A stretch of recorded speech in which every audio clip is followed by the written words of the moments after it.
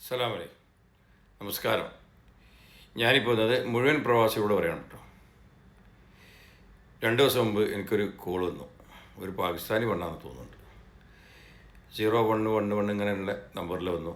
എന്നോട് ചോദിച്ചു, മുനീർ എന്ന് പറഞ്ഞ ആളാണെന്ന് ചോദിച്ചു. ആന്ന് പറഞ്ഞു. നിന്നെ ഒരു അബ്ദുറസാഖ് എന്ന് പറഞ്ഞ ആളെ മീറ്റ് ചെയ്യാൻ വന്നിരുന്നു ചോദിച്ചു.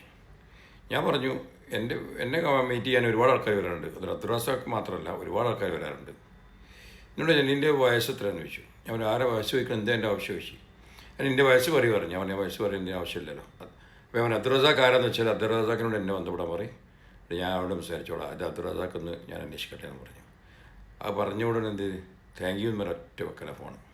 അപ്പോൾ എനിക്ക് പറയാനുള്ളത്, നിങ്ങളെ മൊബൈലിലേക്ക് പല കോലത്തിലും ഫോൺ വരും, വിളിക്കും, OTP ചോദിക്കും. OTP ചോദിച്ചിട്ട് OTP പറഞ്ഞു കൊടുത്ത ആൾക്കാർ വരെ ഒരുപാട് ആൾക്കാർ ഇപ്പോഴും പൈസ കൊടുക്കാനായിട്ട് കുടുങ്ങിയത് ആൾക്കാരുണ്ട്. ആ OTPയോട് കൂടിയിട്ട് പർച്ചേസ് ചെയ്തായിട്ടും പല കേസുകളും വന്നിട്ട് 6000, 10, 12 ഒക്കെ ഉണ്ട്. ഒരാൾ വിളിച്ചാൽ നിങ്ങൾ ഒരു OTP പറഞ്ഞു കൊടുക്കണ്ട. നിങ്ങളുടെ ടെക്സ്റ്റ് മെസ്സേജിലേക്ക് വരുന്ന ഒരു ആപ്പ് നിങ്ങൾ ഓപ്പൺ ആക്കണ്ട. നിങ്ങൾക്കൊന്നും ഓപ്പൺ ആക്കാതിരിക്കുക. നമ്മളെ സംബന്ധിച്ച് ജോലി സംബന്ധമായ ഒരു കാര്യത്തിനല്ലാതെയൊന്നും നമ്മളൊന്നും ബന്ധപ്പെടാതിരിക്കുക. മറക്കണ്ട. ഓക്കെ, എന്ത് സംശയം വിളിക്കാം. അസ്സലാമു അലൈക്കും.